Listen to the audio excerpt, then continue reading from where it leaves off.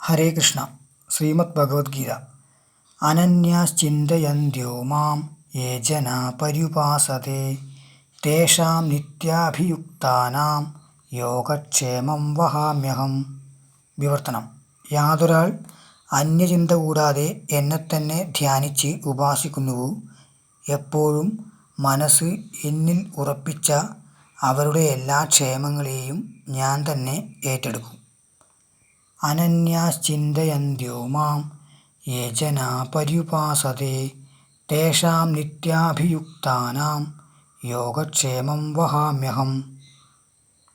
അധ്യായം 9 രാജവിദ്യ രാജഗുഹ്യയോഗം. ശ്ലോകം 22. ധന്യവാദഃ. തൃച്ചംബരം ശ്രീകൃഷ്ണസ്വാമി ക്ഷേത്രം, തളിപ്പറമ്പ്, കണ്ണൂർ ജില്ല.